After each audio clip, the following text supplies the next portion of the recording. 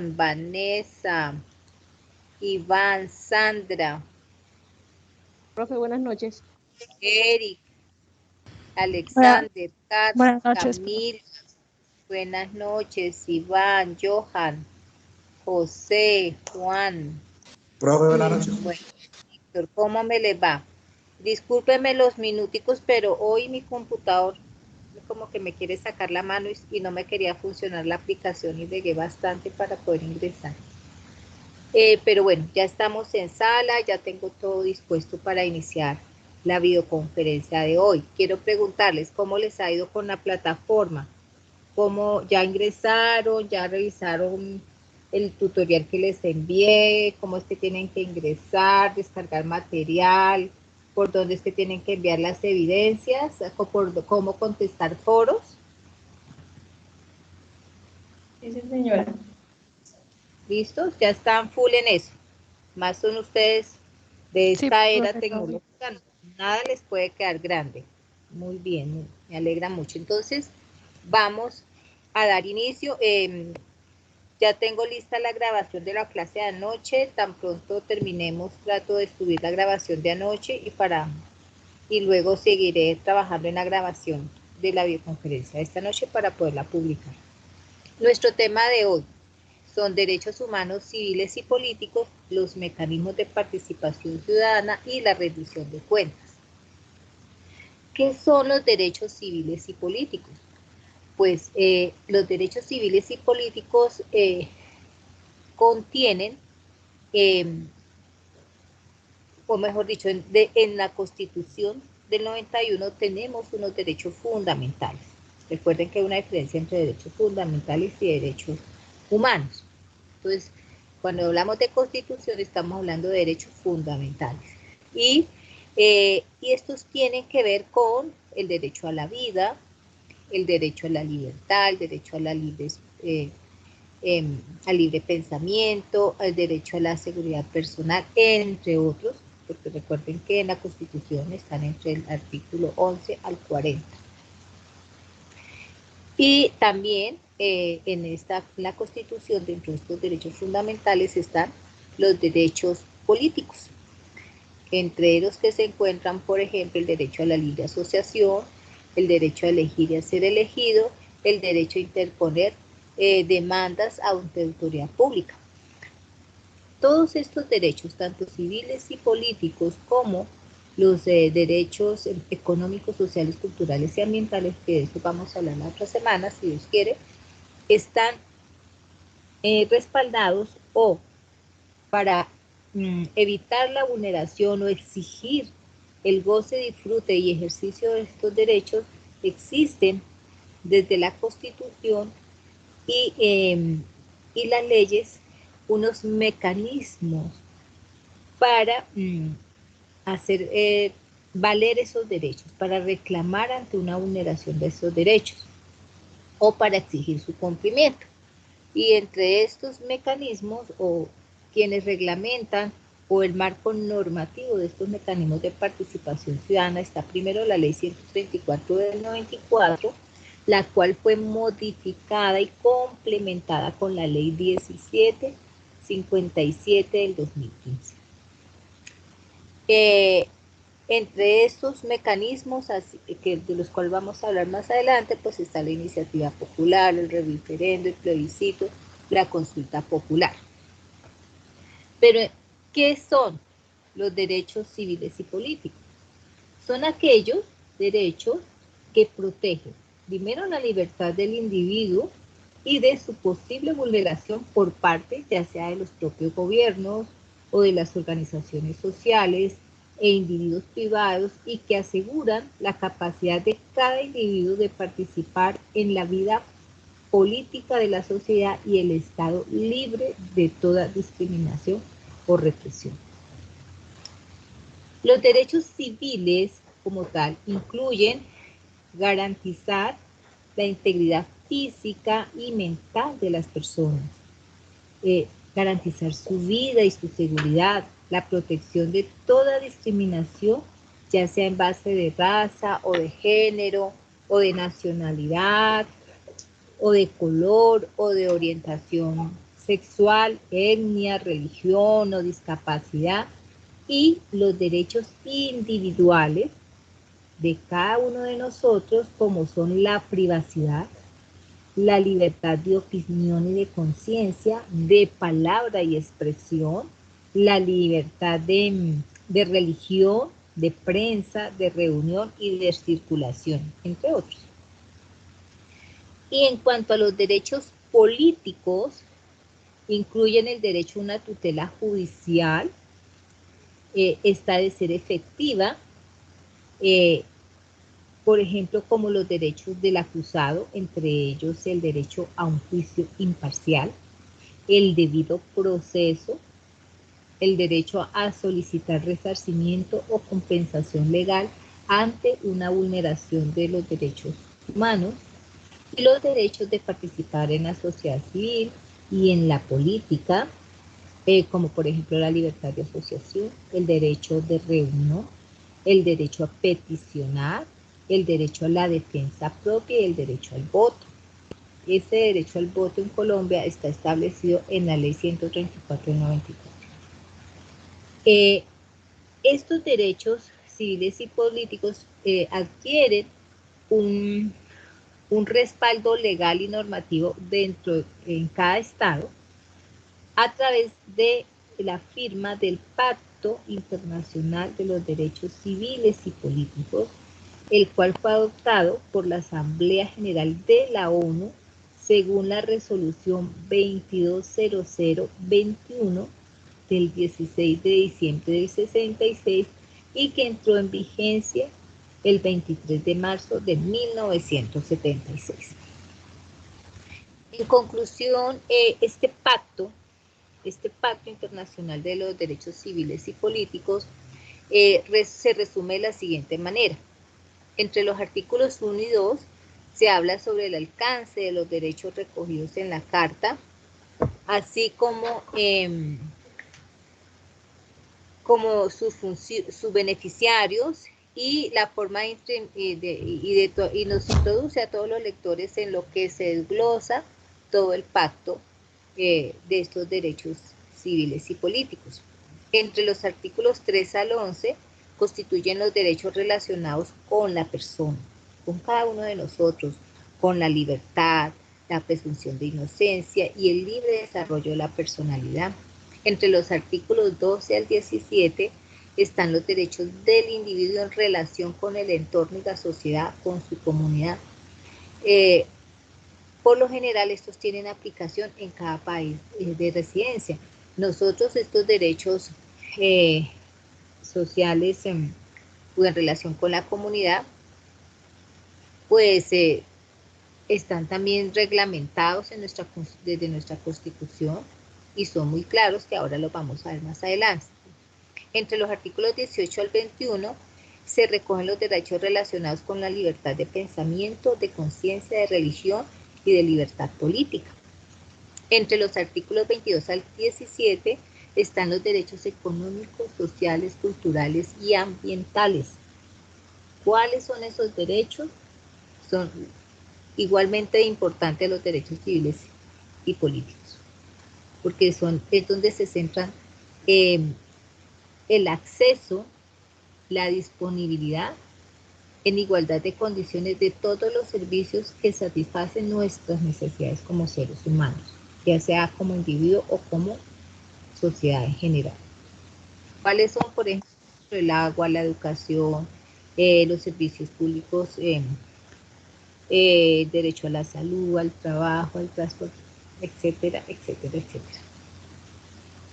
Bueno, y entre los artículos 28 al 30, que se recogen las condiciones y los límites de los derechos enunciados en la Carta Internacional de los Derechos Humanos. Estos deberes, además que deben ser asumidos por cada uno de nosotros, deben ser respetados y también ejercitarlos, porque los derechos que yo tengo también lo tiene mi vecino, nuestro compañero de trabajo, la persona que va al lado en el Transmilenio o en el bus o en el avión o en el tren. Todos tenemos los mismos derechos Entonces todos debemos asumir eso de deber de respetarlos, protegerlos y ejercitarlos.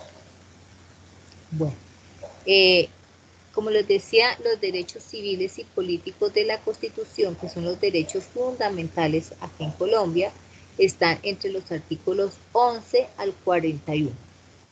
El artículo 11 nos habla del derecho a la vida, en el 12 el derecho a la integridad personal, en el artículo 13 el derecho a la libertad e igualdad ante la ley, en el artículo 14 habla del derecho a la personalidad jurídica, en el artículo 15 habla del derecho a la intimidad personal y familiar y a su buen nombre, en el artículo 16 habla sobre el derecho al libre desarrollo de la personalidad, en el 17 habla de la prohibición de toda forma de esclavitud.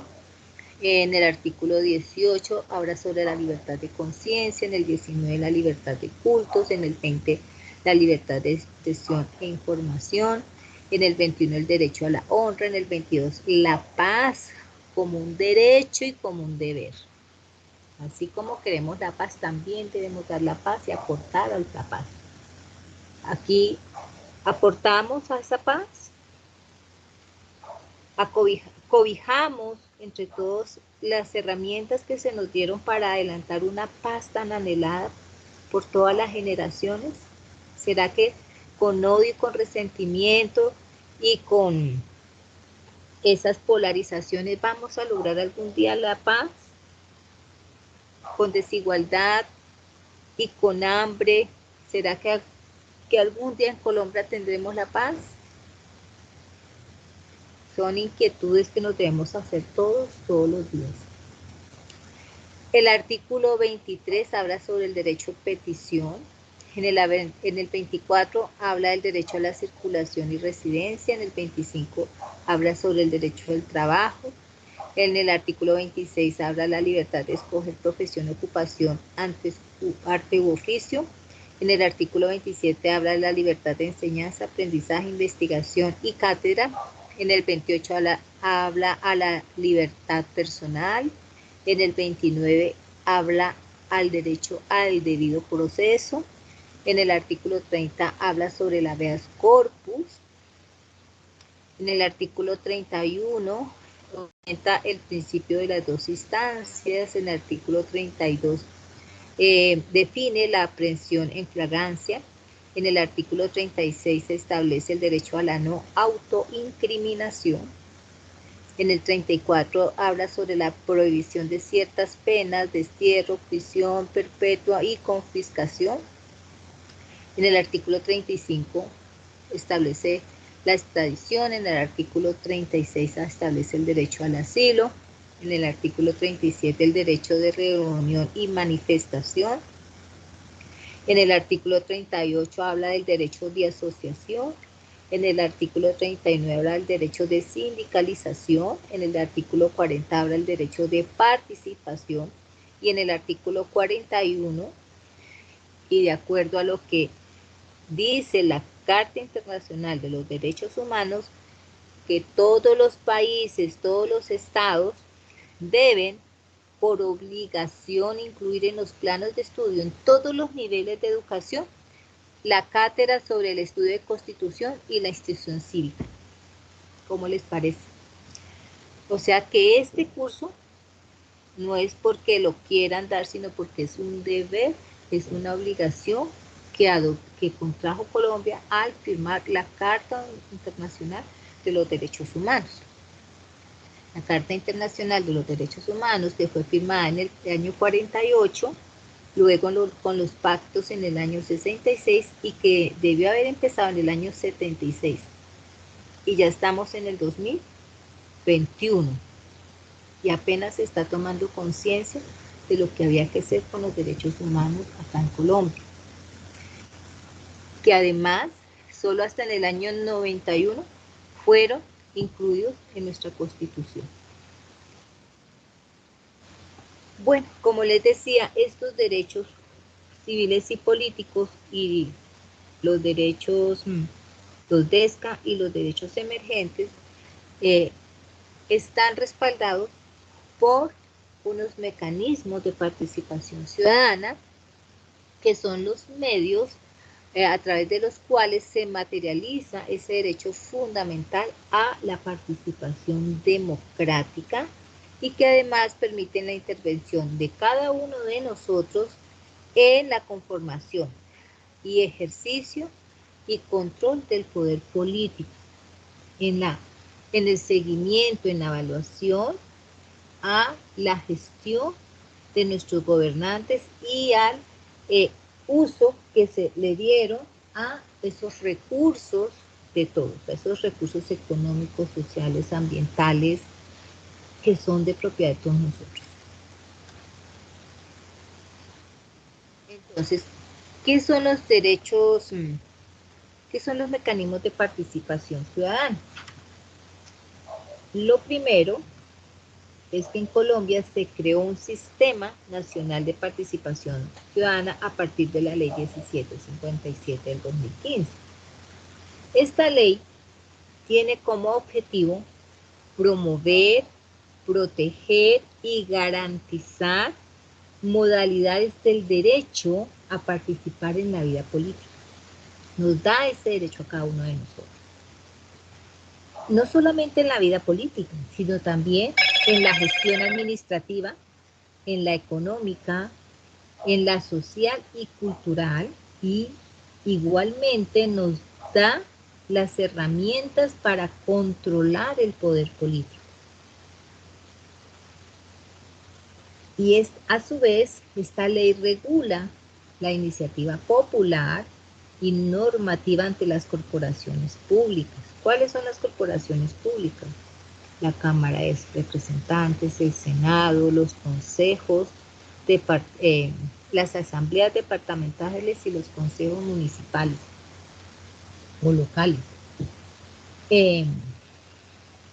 También nos da otras herramientas como son el referéndum, la consulta popular, la revocatoria del mandato, el plebiscito, el cabildo abierto, y también establece las normas fundamentales por las cuales se regirá la participación democrática de las organizaciones civiles, o sea, del común de la sociedad, de ese grupo de estudiantes, de ese grupo de trabajadores de la salud, de ese grupo de transportadores, de ese gremio campesino, del gremio indígena,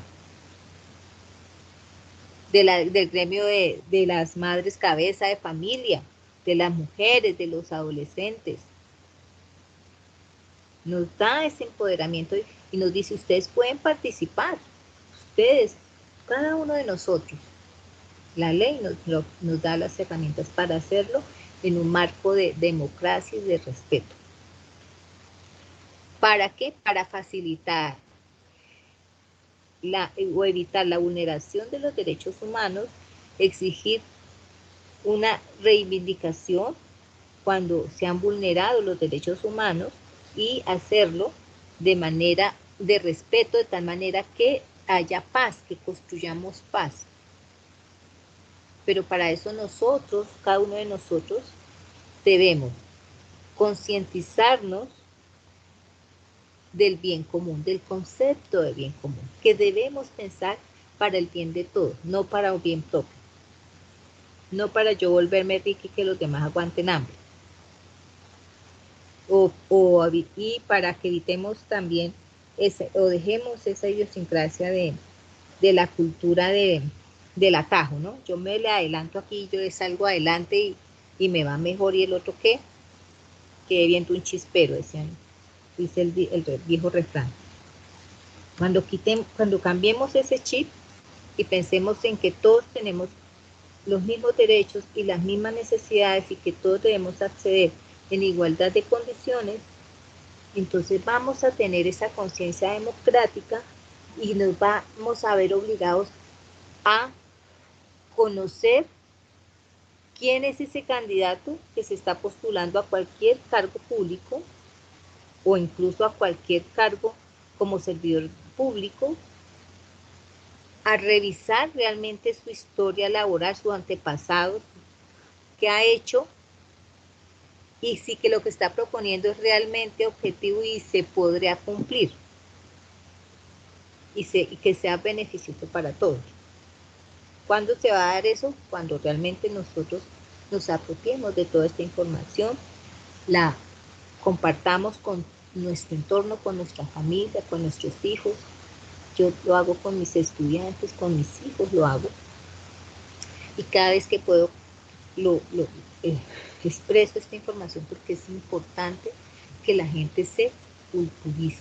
Cuando el país se vuelva culto en estos temas de democracia y derechos humanos, nuestro chip va a empezar a cambiar, nuestra sociedad va a empezar a cambiar y seguramente todos vamos a tener una mejor calidad de vida. Porque lo que nos falta a nosotros es eso, conocimiento. Y esto nos dará herramientas para abandonar ese miedo social que se ha gestado en todas nuestras generaciones anteriores, porque de la misma guerra de independencia ya se abrieron brechas y desigualdades y ya hubo una pugna política y militar y civil, ¿sí? Y se ha dado en varias guerras internas de nuestro país. Y pues a hoy vemos los resultados. Entonces ese miedo, esas formas de violencia que se han dado en las diferentes guerras o episodios de guerras civiles en Colombia, se ha adueñado de la conciencia de muchas generaciones y además esa ceguera de querer leer y de querer aprender a conocer lo que realmente nos beneficia a todos, pues nos ha obstruido ese camino hacia el bien común, hacia mejorar la calidad de vida de cada uno de nosotros para lograr una verdadera paz. Entonces, cuando uno empieza ya a conocer, y muchos dicen, pero es que eso queda en la filosofía, en el papel. Sí, no es fácil que tengamos una claridad y una conciencia de que eso que está en el papel lo podemos hacer realidad. Y no va a ser de la noche a la mañana, va a ser poco a poco. De pronto mi generación o otras no van a alcanzar a ver ese cambio, pero si seguimos ahondando en esta información en las generaciones nuevas, de pronto ellos sí lo van a lograr y sí van a mejorar la calidad de vida de la sociedad de Colombia, no de mi familia, no de la mía, no de mi grupo, sino de todos en Colombia. Y si así pensase cada país en Latinoamérica, entonces sería de toda Latinoamérica y así en todo el mundo. Porque esto no es solamente para Colombia, esto es para todo el mundo. Cada constitución debe incluir estos procesos en sus normas, en sus leyes, en sus sistemas. Bueno, para comprender un poquito más este tema, voy a ponerles un video muy pequeñito sobre los mecanismos de participación ciudadana. Ya les comparto.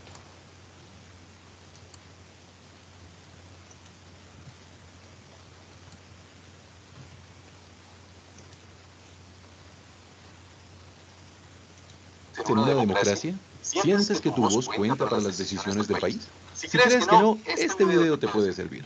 Desde la perspectiva del Ministerio del Interior, te explicaremos en un par de minutos una regla de juego fundamental al momento de participar en la vida social. Se trata de la organización.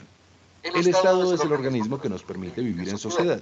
Y es claro que como sociedad, nuestros intereses y maneras de pensar no siempre convergen en un mismo punto. Y así, lo que en cierto momento luce como una solución ideal para unos, puede ser un problema para otros. Es por esto que la insatisfacción ciudadana se ha convertido en una constante. Más aún, la desconfianza tiende fácilmente hacia un escepticismo que nos paraliza. Y por esta razón, muchas veces dejamos de participar. Pero entonces, ¿qué podemos hacer para participar en las decisiones del Estado? Básicamente la respuesta es organización. La organización es el lenguaje del Estado. Es lo que permite conectar la voluntad diversa de la ciudadanía con las decisiones del gobierno. O sea, organizarse es la estrategia más efectiva para buscar el cambio. En la Constitución de 1991, la participación ciudadana se consolidó como un derecho fundamental, Por decirlo de alguna manera, esta participación es la condición para que el Estado democrático sea posible. Y como es obligatorio defender cada vez más este tipo de derechos, el 6 de julio del año 2015 se aprobó una gran herramienta para garantizar y fortalecer la participación de los ciudadanos. Se le llamó Ley Estatutaria 1757 de Participación Ciudadana. No es el nombre más bonito, pero lo importante es saber en qué consiste. En esencia, esta ley orienta a la participación ciudadana bajo 3 pilares fundamentales. El primero tiene que ver con los mecanismos de participación. Esto incluye la consulta popular, el cabildo abierto, el plebiscito, el referendo, la iniciativa popular, la revocatoria del mandato y, por supuesto, el voto. El segundo pilar reúne la rendición pública de cuentas y el control social a lo público. Esta función doble contiene un disolvente para limpiar y hacer transparentes los movimientos de la administración. Resuelve preguntas como ¿cuánta plata hay? ¿Qué se va a hacer con ella? ¿Qué se hizo ya? ¿Y cómo se hizo? Esta modalidad permite a cada ciudadano exigir respuestas oportunas sobre asuntos relevantes. Y finalmente, la parte novedosa de esta ley es la coordinación para la participación ciudadana. Para ello, se creó un órgano de deliberación y permanente asesoría, el Consejo Nacional de Participación Ciudadana, el cual reúne al Ministerio del Interior, el Departamento Nacional de Planeación, un representante por las gobernaciones y otro por las alcaldías de todo el país, así como líderes de diversas organizaciones de la sociedad civil. Entonces, antes de que abandones la esperanza por un cambio favorable y te entregues al círculo interminable de las quejas y los tiros al aire, te invitamos a saber más de todo esto en el sitio web participacion.mininterior.gov.co.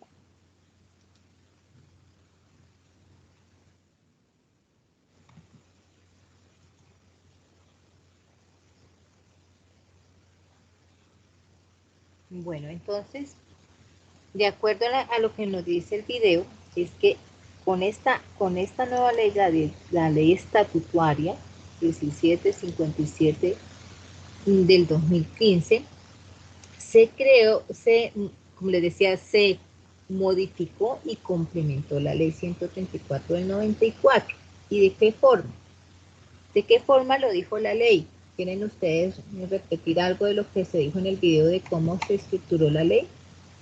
¿Cuáles son los 3 componentes de esta ley 1757?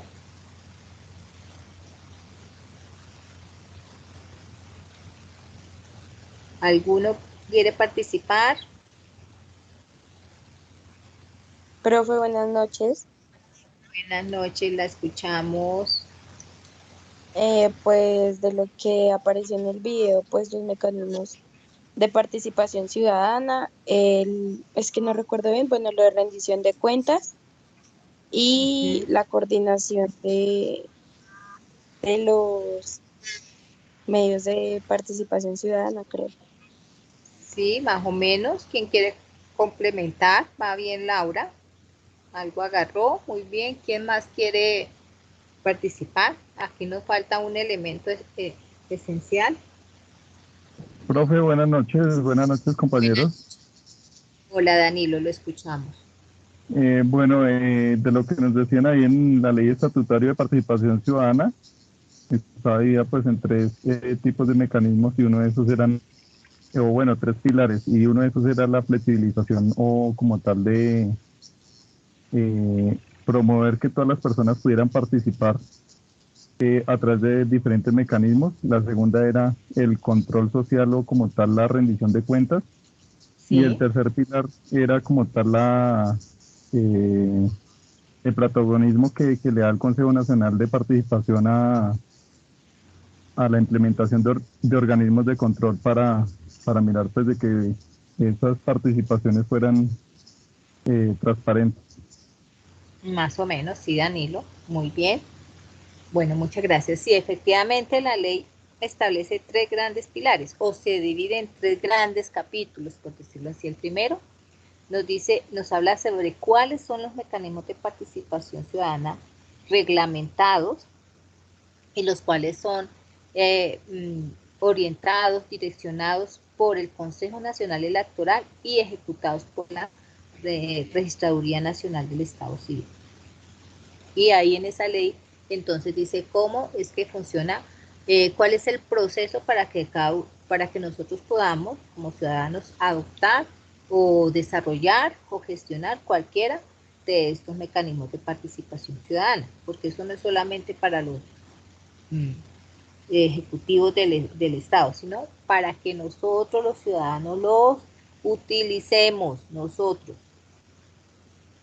El segundo es esa evaluación y seguimiento y ese control que le debemos hacer nosotros los ciudadanos y los organismos de control a todas las entidades del Estado, ya sea a nivel nacional, departamental o regional y municipal, a todas. ¿A través de qué? De una rendición de cuentas, y nos dan unas herramientas además de cómo participar en esa rendición de cuentas. Y la tercera es la coordinación para la participación ciudadana a través del Consejo Nacional de Participación Ciudadana y del Sistema Nacional de Participación Ciudadana. Entonces, estos grandes pilares, voy a volverles a proyectar la presentación. Estos grandes pilares nos hablan pues de, primero, nos definen qué es la participación de acuerdo a esta nueva ley. Y ustedes lo tienen ahí en pantalla y nos está diciendo que la participación de los ciudadanos en la vida pública no se debe limitar solamente a ir a votar o a cumplir con el deber para elegir a los representantes y gobernadores. O como quien dice, no es ir a vender el voto por 15.000, por 20.000 o 50.000 pesos, o por el mercado porque le van a dar el puesto a mi hijo, a mi sobrino o a mí, nos van a dar un puesto, porque eso es lo peor que es. O sea, el voto es tan importante en estos procesos democráticos y no tiene precio. Es tan importante y es el tesoro más grande de la democracia que no tiene precio. Cuando lo vendemos, cuando lo regalamos por algo tan efímero que nos llena 10 minutos el estómago o 3 meses de contrato en una entidad del Estado, pues no significa nada a comparación de lo que vale para una de esas personas a las que se le dio el voto para que se ganara un cargo público. Porque ellos sí lo vuelven millones de los millones. Entonces nosotros estamos entregando, estamos regalando un tesoro a esas personas que no les interesa que usted les esté dando ese tesoro. No les importa. Porque solo están pensando en ellos, y eso lo vemos todos los días, cada vez que vemos las noticieros o cuando emiten en público parte de los debates que hay en el Congreso y en las noticias que todos los días escuchamos en los medios de comunicación, y todo se queda impune, ¿no? Entonces ese voto es fundamental. Cuando aprendamos a darle el valor a ese voto, ahí empieza la transformación de cultura democrática en nuestro país. Bueno, entonces también nos dice que esta participación requiere que cada uno de nosotros hagamos parte en la toma de decisiones y en la ejecución de esos asuntos públicos en sus diferentes fases. ¿Cómo tomamos decisiones en lo público? Cuando votamos, cuando elegimos, ahí estamos tomando la decisión de cómo se van a manejar nuestros recursos, de qué leyes se van a aprobar. Entonces es súper importante. Las elecciones que se dan para el Senado y para la Cámara de Representantes son mucho más importantes que las mismas elecciones de presidente. Las elecciones para elegir diputados en las asambleas o en los consejos municipales son mucho más importantes que la de elegir el alcalde o el gobernador. La participación ciudadana, entonces, nos dice esta ley, que es la intervención de individuos, grupos o colectividades en representación de unos intereses de la sociedad. ¿En qué? Intereses en acceso a servicios, a esos bienes para el mejoramiento de la calidad de vida de las comunidades. ¿Cuáles bienes y cuáles servicios? el servicio a la salud, a la educación, al transporte, al trabajo, a la vivienda digna, etcétera, etcétera, etcétera. Son intereses, cuando tenemos intereses en influir en las autoridades. ¿Cómo influimos en las autoridades encargadas en la toma de decisiones que afectan la vida pública y diario? A través del voto, a través del control social, a través de esa evaluación, de ese seguimiento y control de cómo es que están manejando los proyectos, los recursos asignados para los proyectos, participar en esos proyectos, en esos programas de cada municipio, de cada región, de cada vereda. Cuando tenemos intereses en qué, en ejercer el control a través de una supervisión sobre la gestión pública de los funcionarios y los representantes que son elegidos mediante voto de nosotros los ciudadanos. Y intereses en abordar acuerdos, a llegar a acuerdos como el de la paz. Es importante. Acuerdos en materia de sistemas de salud, sistemas de educación, sistema de trabajo, sistemas de saneamiento ambiental, sistemas de protección a los ecosistemas, sistemas en la explotación de esos recursos naturales, sistemas en cómo se van a copiar o a recopilar todos esos desperdicios o residuos químicos que se desprenden de los procesos productivos de las industrias y las empresas y que no hagan daño a los ecosistemas. Acuerdos de cómo se va a utilizar el presupuesto cada año, presupuesto público para el bien de todos. Bueno, la participación ciudadana, por lo tanto, es un derecho, es un deber y es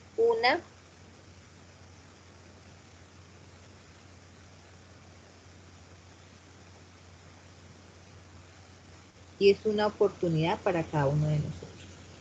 En cuanto a los derechos, tenemos primero el ser informados. Nosotros, los ciudadanos, tenemos derecho a ser informados oportunamente y con claridad sobre el derecho a la participación ciudadana y a las formas y procedimientos para ejercer esos procesos de participación. El segundo derecho es participar en esas fases, ya sea de planeación, de implementación, seguimiento y evaluación de la gestión pública. El tercer derecho es ser sujeto de fortalecimiento organizativo para participar de manera cualificada en el caso de las expresiones asociativas, a formar asociaciones, lo que hacen muchos líderes sociales, lo que hacen muchas ONG, podemos hacerlo. Y a partir de esas colectividades se puede ejercer o presionar o proponer un mecanismo de participación ciudadana ante la vulneración de un derecho humano. El cuarto derecho es recibir información oportuna y veraz para poder ejercer las acciones de participación. ¿Cuáles son esas acciones de participación? Los mecanismos de participación ciudadana. Y el quinto derecho es acceder a formaciones para una mayor comprensión de la gestión pública y las políticas públicas. La cátedra de la que nos dice el artículo 41 de nuestra Constitución, que debe ser obligatoria en todos los niveles de educación en Colombia. Tenemos unas responsabilidades como ciudadanos ante estos procesos de participación. Y es que primero debemos interesarnos como ciudadanos por cuáles son esos asuntos públicos en el territorio en el que se habita, qué necesidades hay, cómo suplir, cómo exigir que se supla esa necesidad a una comunidad o a una sociedad. Y eso no es ser de izquierda ni es ser de por allá de Cuba, nada de eso. es algo que está en los derechos humanos, que por eso han sido reglamentados y normativos. ¿Ve? La segunda responsabilidad es informarnos sobre los aspectos de interés público que sean sometidos a discusión, políticas sociales, de convivencia ambiental, de salud, de educación. ¿Cuáles son esas políticas en Colombia? Cada uno de los sistemas desde que la parte ejecutiva de la estructura del Estado gestiona, donde se manejan todos los recursos de nosotros a través del sistema de gestión, del sistema de salud, del sistema de educación, del sistema de vivienda, que está en cabeza de cada uno de los ministerios que hacen parte de la estructura ejecutiva del Estado, de los organismos de control y de las organizaciones de las instituciones de la fuerza pública.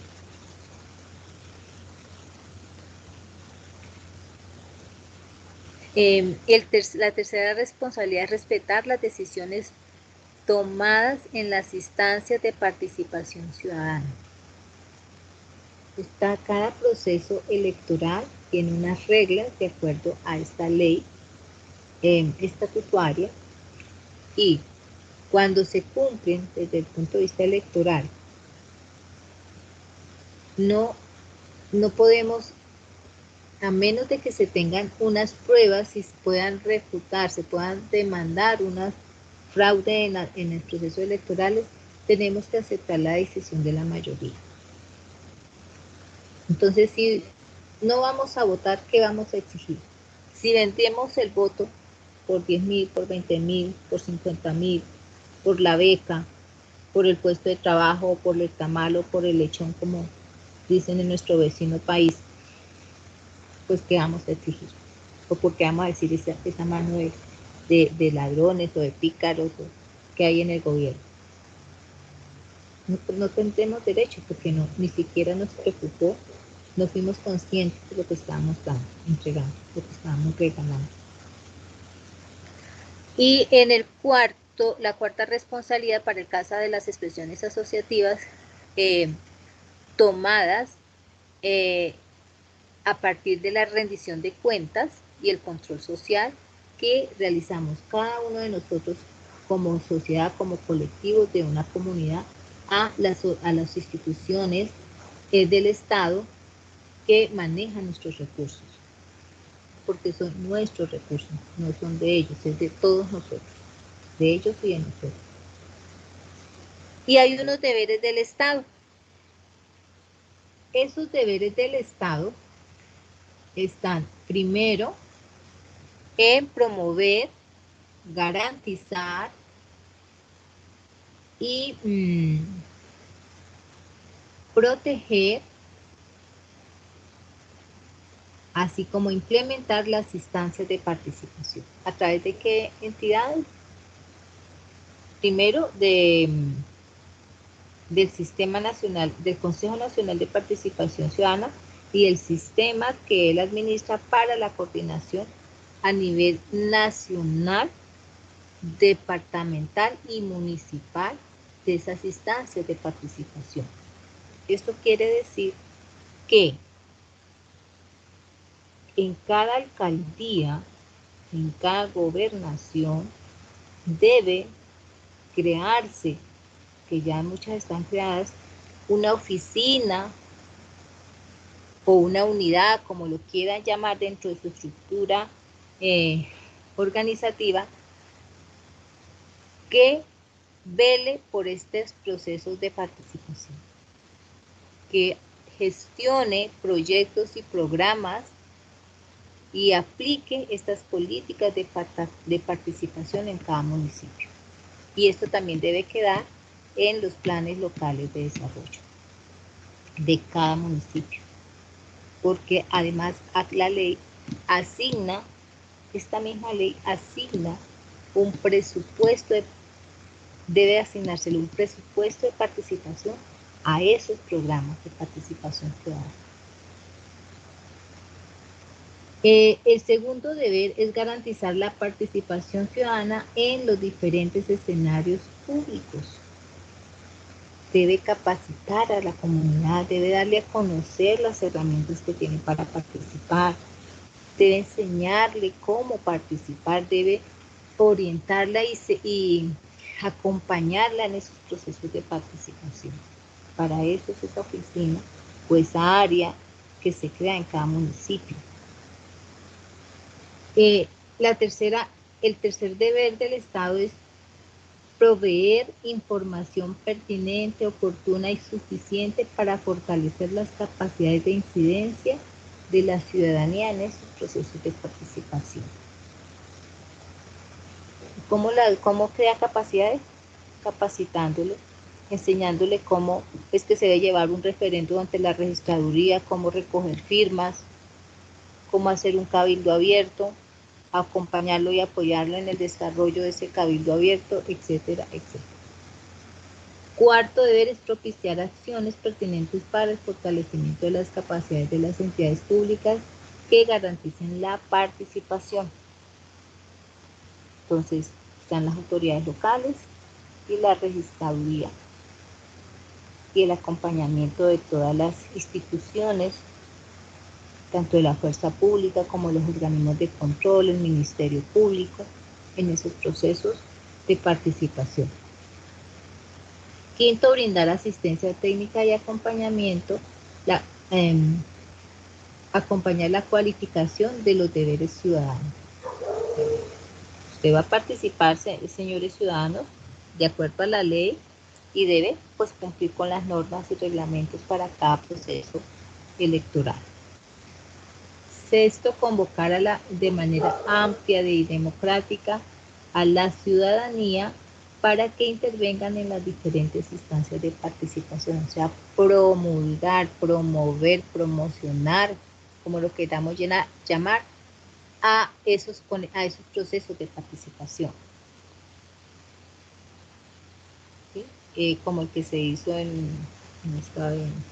que se hizo hace 2 años, pues, se me olvidó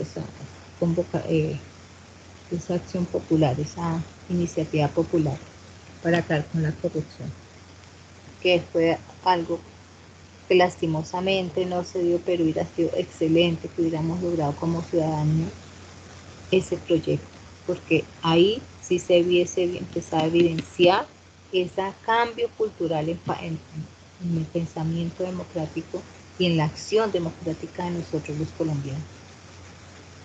No es polarizarnos ni irnos por cara, sino era la esencia del proceso como tal. Y era el cumplimiento de esta ley. No era capricho de nadie. Se estaba cumpliendo con lo que se dice en esta ley. Bueno.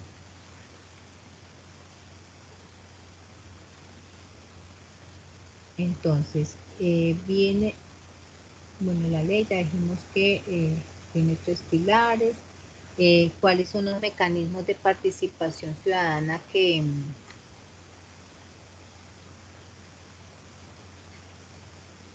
establece esta ley? Pues primero son la consulta popular. Bueno, aquí hay que tener claro que hay unos mecanismos de participación que son de origen popular y otros que son que se los pueden solicitar a autoridad pública, pero que hay unos que los podemos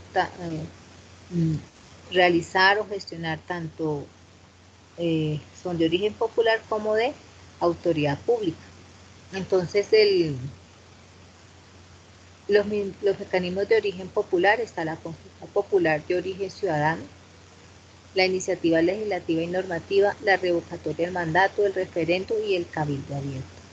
Y puede ser promovidos por cualquier ciudadano, organización social, partido o movimiento político.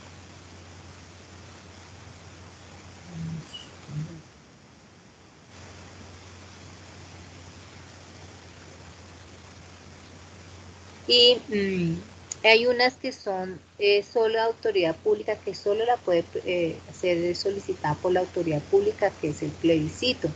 y los otros que pueden ser promovidos tanto por autoridad pública o por que son de origen popular está el referendo derogatorio, el de referendo aprobatorio, la consulta popular nacional o la consulta popular a nivel departamental, distrital o local.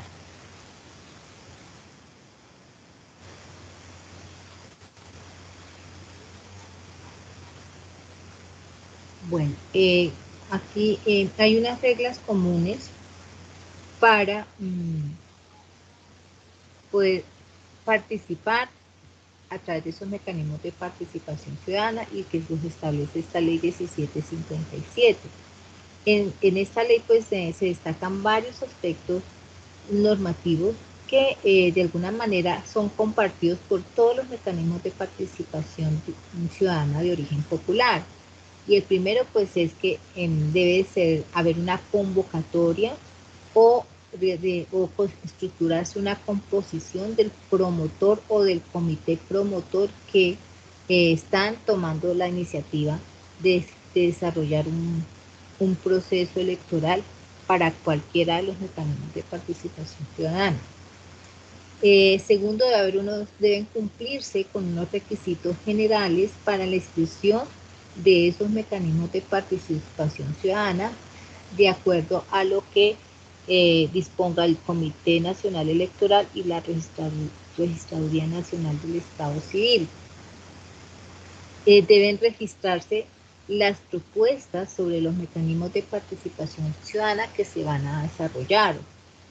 Debe solicitarse y gestionarse los formularios de recolección de firmas o apoyos ciudadanos. Debe cumplirse con un mínimo de apoyos o firmas a recolectar de acuerdo al censo electoral de cada localidad, de cada departamento o de la nación. Debe cumplirse con los plazos para la recolección de esas firmas o apoyos ciudadanos y entregar los formularios respectivos debidamente diligenciados a la registraduría. Cumplir con la fijación de topes de las campañas de recolección de esas firmas o apoyos ciudadanos, la verificación de esas firmas, el plazo para la verificación y la certificación de esas firmas, cumplir con las materias que pueden ser objeto de iniciativa popular, legislativa y normativa, referendo o consulta popular. Estos son a términos generales, ¿no? Porque ya la ley pues los discrimina o los describe uno a uno. Esta ley pues tiene aspectos generales referidos a los mecanismos de participación ciudadana y que tienen que ver con las corporaciones públicas. Entre ellos están, pues ya les he dicho, el cabildo abierto y sus principales elementos, así como la convocatoria y campaña de todos los mecanismos de participación ciudadana. Ahora bien, ¿qué es eso del censo electoral? Porque, por ejemplo, aquí nos dicen, señor ciudadano, o comité, o grupo político, movimiento político, si ustedes quieren promover un mecanismo de participación ciudadana, pues tenga en cuenta que si va a ser a nivel nacional, debe cumplir con unos mínimos de recolección y votos de censo electoral.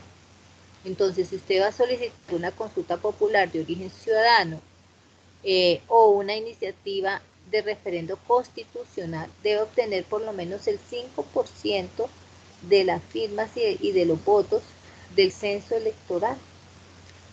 Y si lo que queremos hacer es una iniciativa de referendo derogatorio de una ley o una iniciativa popular de acto legislativo o de ley, debemos cumplir con el primero el 10% del censo electoral y con el otro el 5% del censo electoral.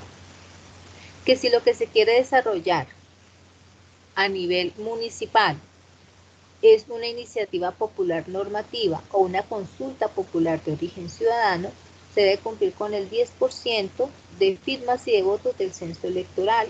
Y si lo que se quiere es adelantar un proceso de revocatoria de mandato a un alcalde o a un gobernador, se debe obtener el 30% de votos del censo electoral con el que se eligió a ese candidato. Entonces aquí nos dicen que ¿qué es el censo electoral?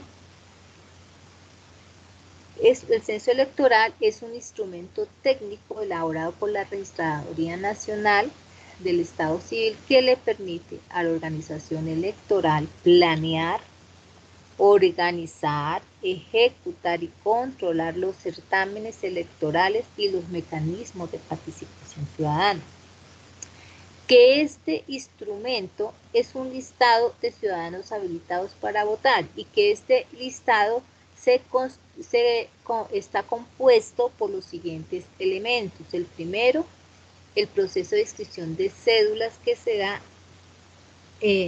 durante el calendario electoral establecido por la registraduría.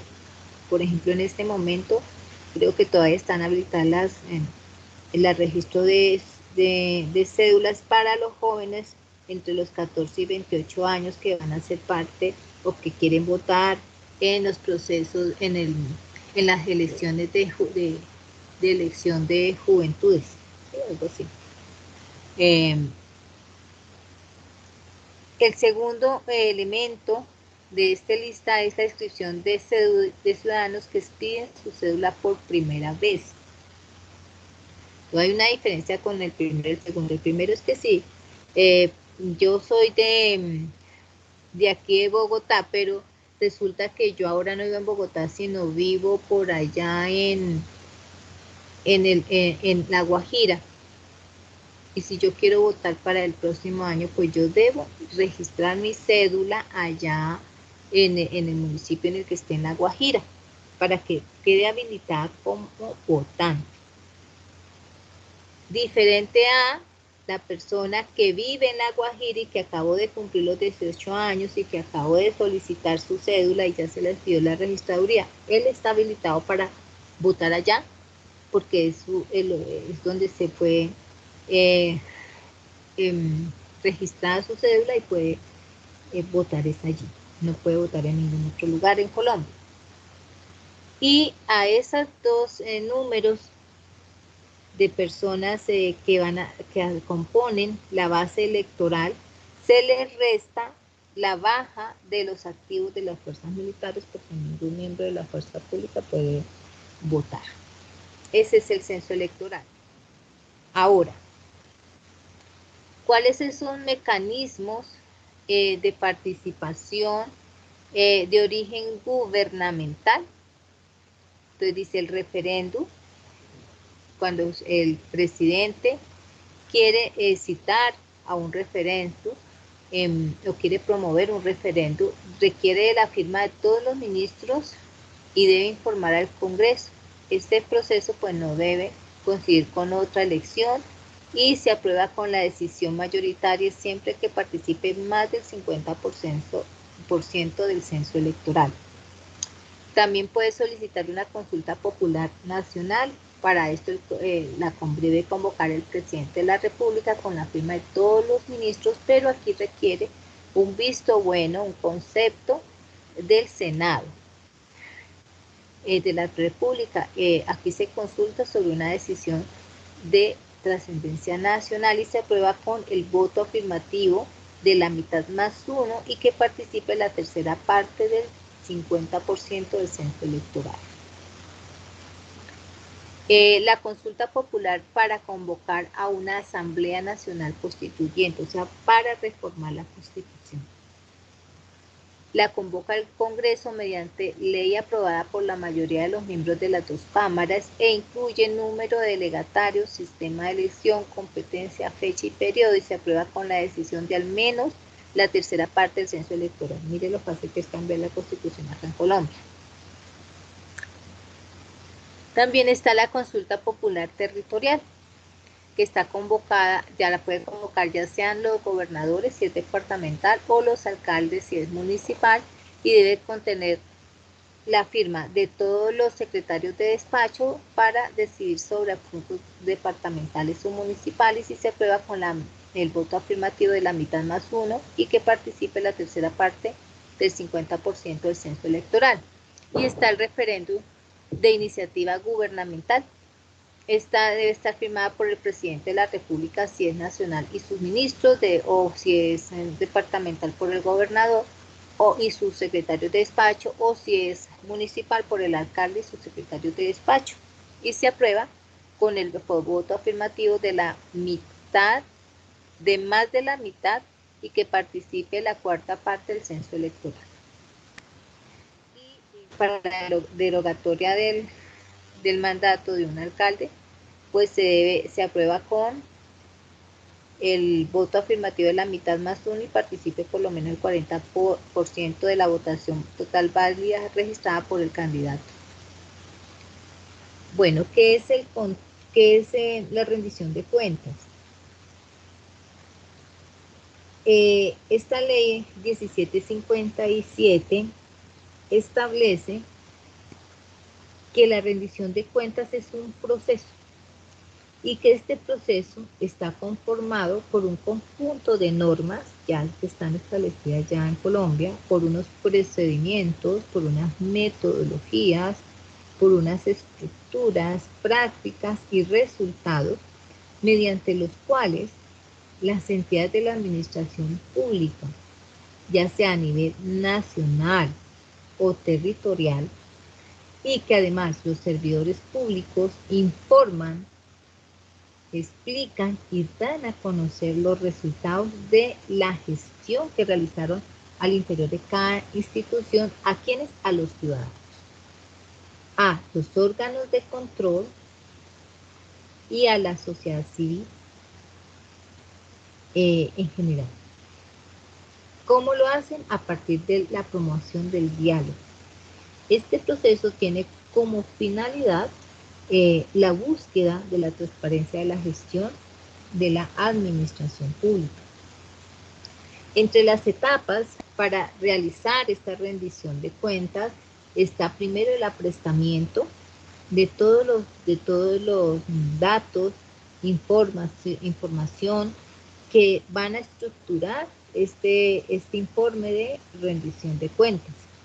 Segundo, debe capacitar a todos los servidores de la institución en este proceso de la rendición de cuentas, cómo se hace, cuándo se elabora, cómo se debe presentar el informe, qué datos debe llevar, etcétera, etcétera. Cuáles son los soportes de ese informe.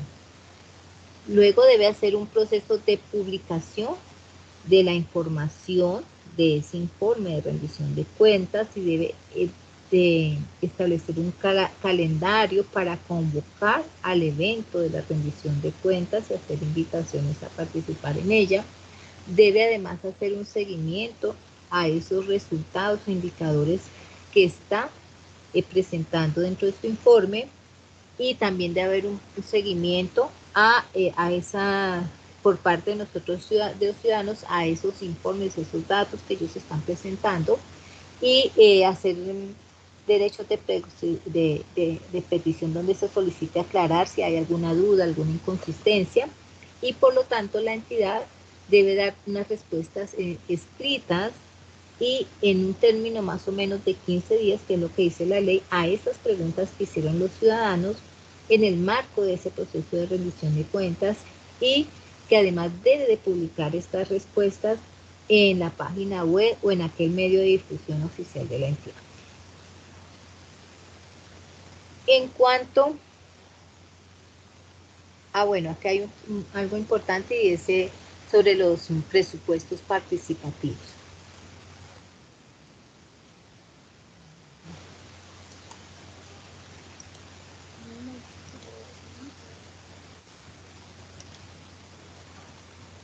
Bueno, estos presupuestos participativos, como les decía anteriormente, la ley así lo dispone, que cada gobierno territorial, o sea, cada alcalde en su municipio o en su departamento, por parte de los gobernadores, deben definir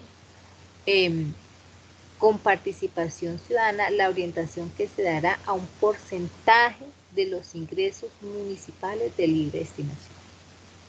O sea, cada municipio de su presupuesto, de lo que recoge como recursos propios, que genera como ingresos propios, debe decir este porcentaje es para incluirlo en los planes locales de desarrollo y desarrollar programas y procesos de participación ciudadana en cada municipio o en cada departamento. Este proceso de presupuesto participativo es un mecanismo de asignación equitativa, eficiente, eficaz y transparente de los recursos públicos, por lo tanto debe hacerse un seguimiento, una evaluación y un control con indicadores de esa gestión y debe por lo tanto desarrollar programas y procesos orientados a esa participación. Cada entidad debe definir los rubros del presupuesto, de teniendo en cuenta que son recursos de libre destinación y asignados como participativos dentro de su municipio. Y esto también, y se debe discutir en espacios con su comunidad de cómo se va a usar, en qué programas y proyectos se van a usar esos presupuestos participativos. Ese presupuesto de participación se debe desarrollar como gasto en participación ciudadana y pues lo que quiere financiar esas actividades y esos proyectos para la promoción, para la protección y la garantía del ejercicio de la participación en cada municipio, en cada departamento y a nivel nacional igualmente.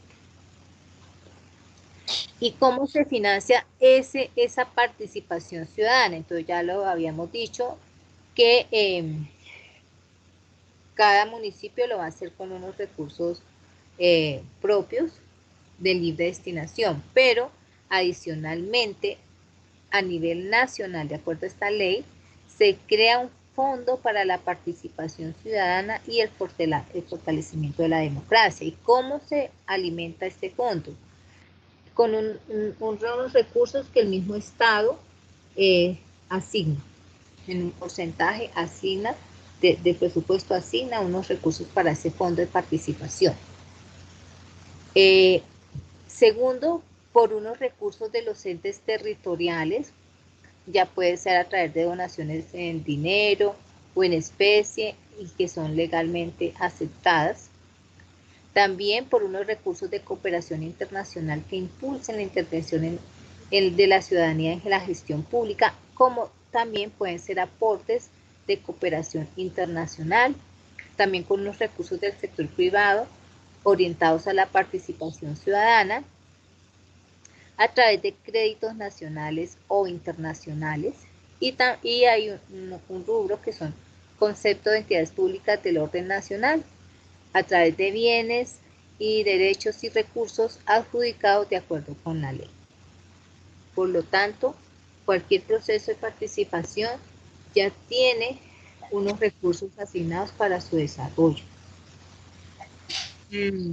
para hacer ese proceso electoral que cualquier comunidad o grupo solicite. ¿En qué deben invertirse estos recursos asociados a la promoción de la participación? Para fortalecer las capacidades de las organizaciones y de las expresiones asociativas de la sociedad civil y que busca materializar las distintas manifestaciones de participación. Ahora, aquí nos faltó qué es el control social.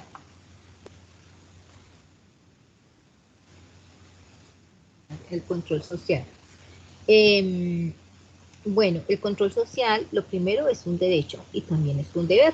¿De quiénes? De nosotros los ciudadanos, a participar de manera ya sea o individual o a través de organizaciones o de redes sociales o de instituciones en la vigencia de cada gestión y el uso y de cómo utilizó los recursos del Estado. ¿Cuáles fueron esos resultados de esa gestión pública a través de unos indicadores? El control social, entonces, tiene por objeto el seguimiento y la evaluación de esas políticas públicas y a la gestión desarrollada por esas autoridades públicas y por los particulares que ejercen funciones públicas. Aquí es importante tener en cuenta que el control social se puede llevar a cabo mediante unas veedurías ciudadanas, a través de juntas de vigilancia o a través de Comité de Desarrollo y Control Social de los Servicios Públicos Domiciliarios, o a través de autoridades ciudadanas o de instancias de participación ciudadana. El control social también tiene unos objetivos, y uno de ellos es el de fortalecer la cultura de lo público en los ciudadanos, contribuir a mejorar la gestión pública desde el punto de vista de su eficiencia, su eficacia y su transparencia. Entonces, ya aquí nos está dando unas pautas muy claras a cada uno de nosotros como ciudadanos a cuidar todos los bienes del Estado, los recursos del Estado, la infraestructura del Estado. Y esto es algo de que nosotros los ciudadanos tenemos que tomar conciencia y apropiarnos de esta información. También busca prevenir los riesgos y los hechos de corrupción en la gestión pública. Porfa, apagar micrófonos, ya casi termino. 30, ¿sí?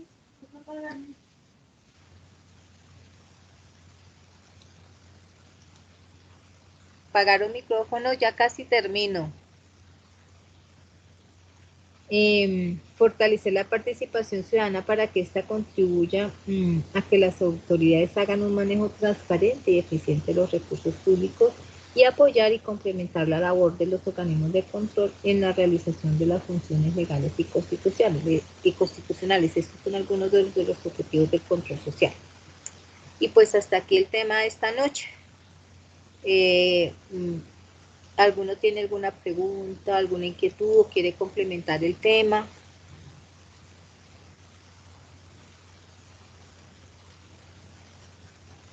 ¿Ninguno? Pues yo quería hacer una aporte.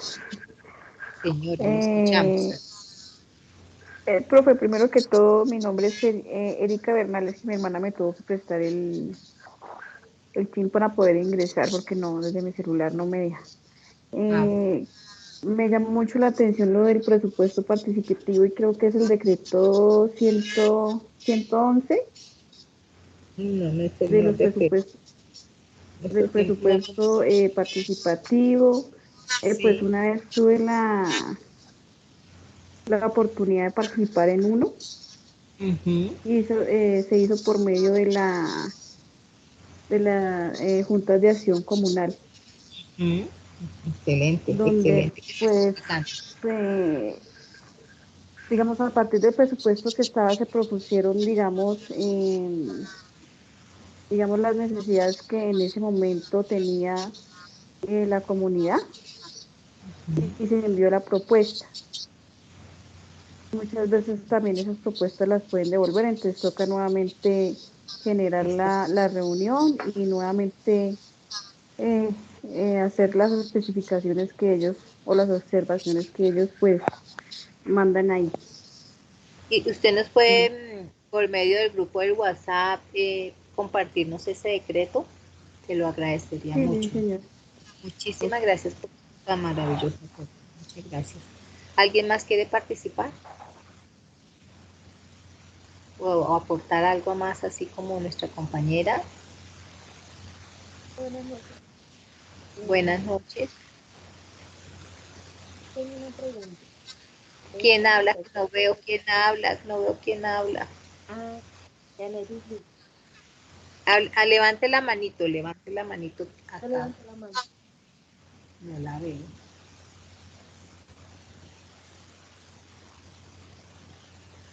Yanelis. Cuénteme, Yanelis. Profe, es con respecto al control ciudadano, Casi no le escucho, Yanelis. No le estoy comprendiendo.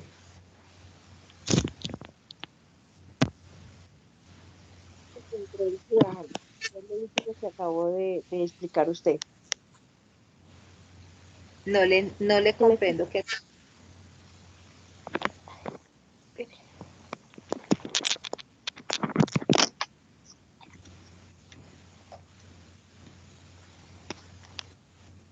¿Me escucha, profe?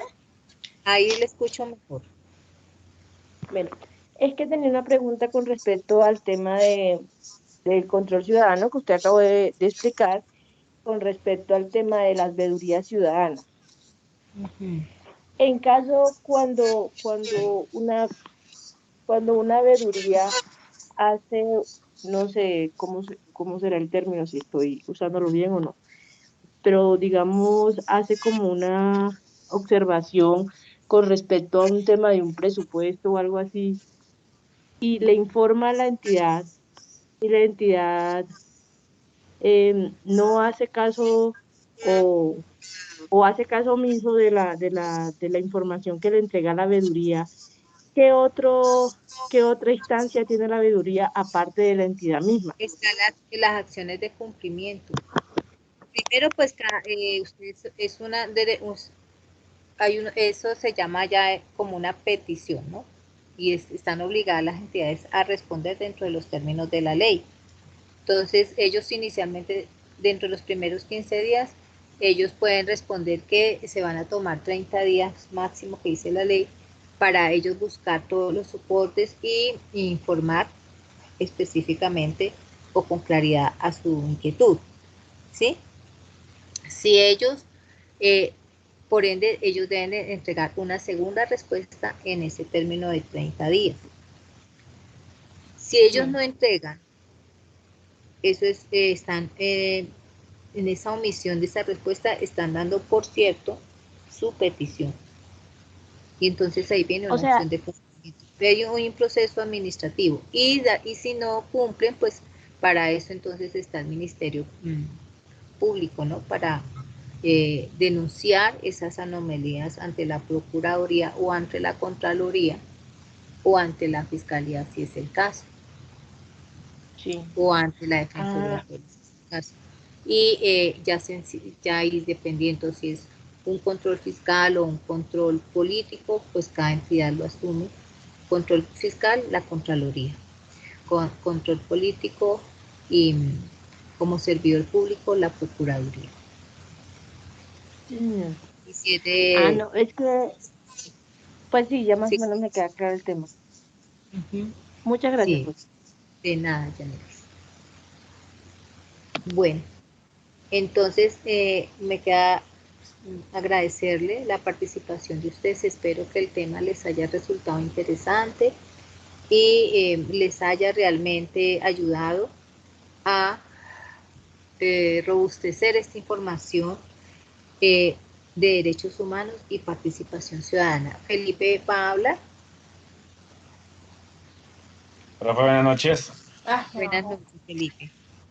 Profe, una preguntita, ¿cómo es el tema de aquí de las evidencias de las actividades? Porque la verdad no he entendido. Estoy leyendo todo eso, pero no. Don Felipe, y usted lo voy a regañar, Felipe. Usted Señora.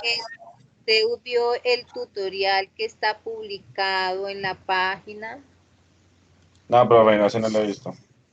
Usted Porque ya ayer entró, no está estuve en viendo mi clase. pantalla. Está viendo Sí, mi señora. pantalla. Y Sí, usted ya señora. hizo este proceso de ingresar al aula.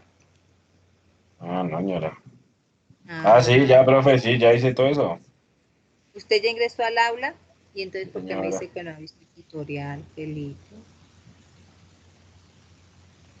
No, sí, yo ya hice todo eso, profe, pero es que acá hice unas actividades y hice Por eso, evidencia. si Y usted uno, ingresa al curso, ahí hay un tutorial. ¿Y por qué? Porque es que eso yo lo expliqué el viernes.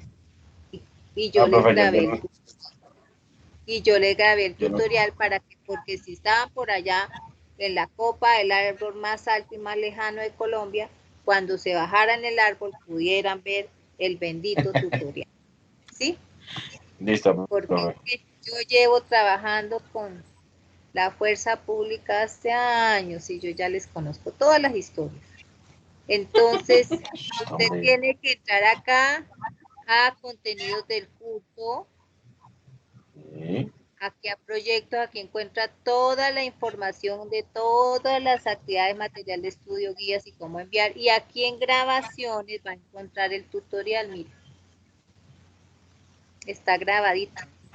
Y ahí explico Ok, paso profe. a paso. ¿Oyó? Sí, señora. También lo Muchas encuentra gracias. también lo encuentra en anuncios. Mire, también está en anuncios. Acá en anuncios está todo lo que se va haciendo semana a semana. Y esto les llega con copias a ustedes. Entonces, por favor, estén atentos a estos procesos de comunicación, ¿vale?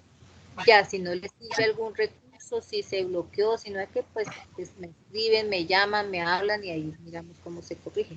Pero por ahora deben revisar el tutorial y entrar al aula, porque es el único Ok, medio que profe.